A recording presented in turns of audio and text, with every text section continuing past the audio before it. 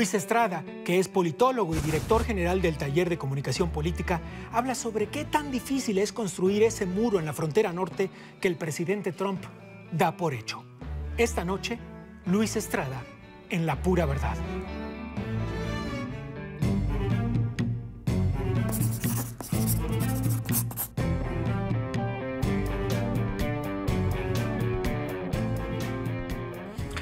Todo el mundo habla del muro, pero vamos a poner las cosas en blanco y negro, Luis. Entre otras cosas, para construir ese muro haría falta la expropiación de cientos de terrenos que hoy están en propiedad, en manos de la propiedad privada o incluso de terrenos estatales, ¿no? De Texas, California, en fin. ¿Por qué Donald Trump nunca habla de esto? Bueno, finalmente tenemos que partir del hecho de que ya existe un muro, es decir, ya existen varias partes de la frontera. Más o menos en un tercio de la frontera. Que es la más transitada y es la más riesgosa en términos de entrada de migrantes para Estados Unidos, porque pues hay partes en las que, olvídate que haya muro o no, las cuestiones geológicas impiden el tránsito, o de plano las cuestiones meteorológicas y de clima es imposible. Entonces, vamos viendo, porque el muro me parece que ya existe y solamente es algo que, pues, para el público de Donald Trump que vive en el Midwest o en la parte central del norte de Estados Unidos, que quizá nunca hayan salido de sus propios estados, pues no saben cómo es la frontera con México y se imaginan que todos los días cruzan cientos de miles de migrantes, no solo de México, quizá de Latinoamérica o incluso de otros países, y es ahí donde ellos piensan, bueno, lo que se necesita es poner una barda y que no pasen. O sea, que estás diciendo que ese discurso está basado, arraigado, fertilizado por cierta ignorancia. Por supuesto, y por una, te diría, una simplificación, que eso es lo que hace muy bien Donald Trump, porque él es así como se explica el mundo, todo el tiempo simplificándolo al máximo para poder él repetirlo cuantas veces sea necesario, de algo que es mucho más complejo que un muro, porque sabemos que Estados Unidos es un país convertido, creado, desarrollado y ahora pues creciendo con base en migrantes, entonces, como él, por cierto, y su familia, ¿no? Sabemos que un 67% más o menos de ese terreno, de esos terrenos deberían ser expropiados, como dije antes, ¿no? Ahora bien, la Constitución de Estados Unidos dice que existe un artículo que se llama dominio eminente, que le permitiría al Estado hacerse de esos terrenos, ¿no? Expropiarlos. Pero hay una pequeña leyenda que dice con una compensación justa. Claro. Y esa pequeña leyenda es la que está trabando buena parte de este asunto. ¿Por qué?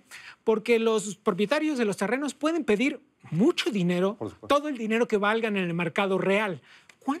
¿De cuánto dinero estamos hablando, Luis? Mira, lo que se ha planteado del costo del muro, en grandes rasgos, obviamente la cifra más estandarizada de todo ello es 25,000 millones de dólares o 25 billones, como lo cuentan en Estados Unidos. Sí.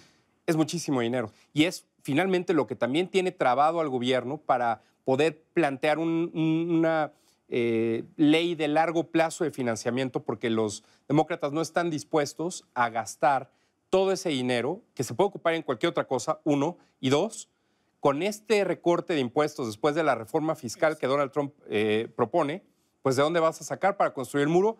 Porque en algún momento Donald Trump pensó, si eliminamos la ley de seguridad social, el famoso Obamacare, que da beneficios a los más pobres para atenderse cuestiones de salud, pues entonces, si no podemos eliminar ese gasto, ¿de dónde vamos a sacar ahora dinero? Con un plan de infraestructura que pide que apruebe el Congreso, pues obviamente en ese plan de infraestructura entra el muro, que es lo más importante, mucho más importante quizá que carreteras y aeropuertos y algunas otras cuestiones que son más urgentes, pero pues que claramente también tiene esta connotación de promesa de campaña, de división entre buenos y malos, entre americanos y el resto del mundo, que pues le ayuda a Donald Trump a mantener su discurso, ¿no? Pensaba, ahora que hablas del discurso, justamente en este Donald Trump que es uno en Twitter y otro cuando está frente a un prompter, cuando está leyendo el discurso que debe dar, ¿no? Y, por ejemplo, en este informe anual que dio hace unos días, hay una frase que claramente no salió de su boca, sino que estaba escrita por la persona que le escribe los discursos, y dijo, hablando de los derechos de los estadounidenses, decía, Americans are dreamers too. Es decir, los americanos también son dreamers, como nuestros dreamers, claro, ¿no? Estaba muy bien escrito, estaba muy bien planteado, pero él en esta defensa que intenta hacer todo el tiempo hay mucha promesa, pero la realidad es que si le ponemos tiempos a esto, no tendrá posibilidades prácticamente de cumplirlas. Va a ser muy complicado, especialmente en un año electoral como el que está empezando en Estados Unidos. En noviembre se renueva la Cámara de Representantes, se renueva un tercio del Senado y las probabilidades de que los republicanos pierdan la mayoría en ambas cámaras es cada vez mayor. Te voy a dar un dato que es increíble y me parece que demuestra el pánico que tienen los republicanos de lo que puede venir. Van 34, fíjate, 34, con eso pierden la mayoría, republicanos que compiten normalmente, que no van, ya anunciaron que no van a volver a competir por su distrito porque hay posibilidades de que pierdan en la primaria. Deja tú en la interna, pues. Sí. Pueden perder en la interna, pueden perder en la elección general o pueden, aunque ganen su distrito, pueden quedar en la minoría en el Congreso si es que los demócratas ganan la mayoría y ninguno de esos tres resultados les parece atractivos. Entonces, en un año como este, en el cual los republicanos están huyendo, tal cual, literal, de Donald Trump, ¿cómo es posible que se pueda aprobar algo de esa magnitud yendo al corazón y a la esencia, bueno, en contra del corazón y la esencia de Estados Unidos? Creo que es algo completamente en el discurso, pero que no tiene realidad ni efecto. Cuando hablas de este corazón y esta esencia, yo voy a agregar un término que no dijiste tú, pero que está flotando en el aire cuando se habla de todo esto, que es el libre comercio, ¿no? Aparte. Es decir, pongámosle otra vez blanco y negro a la situación y digamos, ¿ese muro concretamente afectaría el libre comercio entre ambos países? Para nada. Los cruces pues, se dan obviamente a través de una frontera, especialmente camiones, aviones, barcos, lo que tenga que cruzar. No se cruzan a nado. ¿No? Pues. Oye, las refacciones y todas las autopartes y la industria automotriz que está tan integrada que pasa 5 o 6 veces un mismo producto, no va y viene para que se complete. Pues, ¿qué importa que pongan un muro tan alto? Las empresas tienen que moverse y lo hacen a través de la ley. O sea, es finalmente un posicionamiento político que se refleja en una obra pública que sabemos, pues los presidentes municipales en México lo hacen permanentemente, los delegados en la Ciudad de México, jefes delegacionales. Si tú haces una obra, aunque sea un puente de 15 pisos que no sirve para nada, es lo que permanece en la mente de los electores y eso te ayuda. Y si Donald Trump, de todas las promesas que hizo en la campaña, al menos cumple, al menos una, la del muro, puede reelegirse y eso es muy valioso. Está bien, pero lo cierto es que hay una encuesta de la cadena ABC acerca de qué porcentaje de la población apoya la construcción del muro. Y hay un 63% de la población que no lo apoya. Claro, y del otro lado tienes el resto, que es 35, 38, que es normalmente el porcentaje de aprobación de Donald Trump, que por cierto, por mucho que sea el peor porcentaje de un presidente a esas alturas, no ha caído, no sube, pero tampoco ha caído. Y con ese 40%... ¿Puede gobernar? Claro. Deja tú eso, puede ganar la elección o la reelección si es que los demócratas se dividen o si hubiera un tercer candidato de otro partido. Bueno, porque ¿no? así es el sistema de elección en Estados Unidos. Vimos cómo alguien puede llegar a la presidencia habiendo obtenido menos votos que otra persona. Claro. ¿No? Pero bueno, déjame seguir poniéndole vericuetos a estos asuntos legales para que todo el mundo nos entienda. Se habla de que, llegado el caso, los gobiernos que no están perfectamente alineados con Donald Trump podrían ayudar a esos propietarios de los terrenos que Trump intenta expropiar a la hora de la construcción del muro. Pongamos concretamente, por ejemplo, el caso de California. Texas, ¿no? sobre todo. ¿no? Y Texas, claro. Sobre todo. ¿no? Pues son dos lugares muy importantes, son dos lugares de gran frontera. ¿Tú auguras que eso puede pasar? ¿Que los gobiernos estatales se pongan en contra del gobierno federal? Mira, hay ciudades, no tanto los estados. Por supuesto, hay ciudades críticas en términos de la afectación de la frontera. Lo sabemos con el famoso sheriff Arpaio en Arizona. En fin, hay lugares en donde se han visto afectados de alguna u otra forma.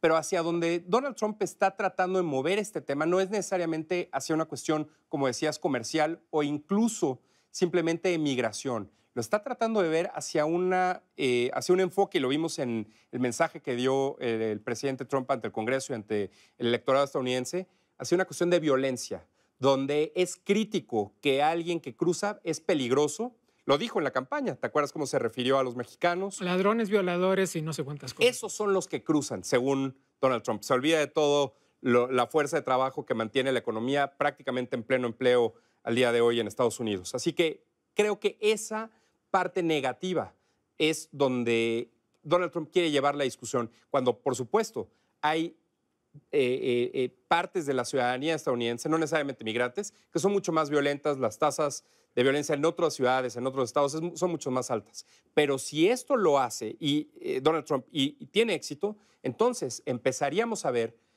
personajes que son políticos, que son duros contra el crimen, que pueden empezar a sumarse a esa idea de que sería bueno tener un muro con tal de abatir el crimen fronterizo, no necesariamente una cuestión migratoria como tal. ¿Es realmente como estamos imaginando así en el imaginario colectivo? ¿Es realmente el TLC, el Tratado de Libre Comercio con Estados Unidos y Canadá, rehén de Donald Trump en este momento? No, me parece que no. Creo que como el gobierno mexicano ha manejado esta situación desde el inicio, hace prácticamente un año, un mes más o menos, creo que las rondas han demostrado que el mejor equipo de los tres países es el mexicano, el que obviamente tendría más que perder, pero por eso el que mejor se preparó y donde muestras la asociación entre empresariado y gobierno como quizá nunca antes en el caso de México. Y esto ha demostrado no solo al interior de México, sino también a sus pares en Estados Unidos y Canadá, que tienen la fuerza para poder saltar temas como el muro y cualquier otro tema, incluso dentro de las negociaciones del propio tratado. Van 7 rondas y el dólar está, pues, caro, pero relativamente estable. Pero no ha llegado a la exageración que se planteaba de 22 pesos. Por supuesto, y si más bien llegara a alguna modificación de ese tipo, tendría que ver más bien con el proceso electoral en México y no necesariamente con el proceso de renegociación en Estados Unidos y con Canadá también. Entonces creo que más bien es una cuestión de la pericia del equipo negociador mexicano que ha podido separar los dos temas de una forma exitosa. ¿Debemos seguir hablando de quién pagará el muro? No, para nada. Creo que Donald Trump lo va a seguir haciendo. No tiene de otra, lo sabemos. Es la forma sencilla de explicarse el mundo y para él, pues eso es favorable. Vamos a dejar que lo siga diciendo y, por supuesto, veremos qué tanto eso le sirve a él, a su partido y eventualmente a la relación con México en el futuro. Déjame brindar contigo. Por supuesto. Porque ha llegado la hora de decir una vez más por una América sin muros. Esperemos que así sea.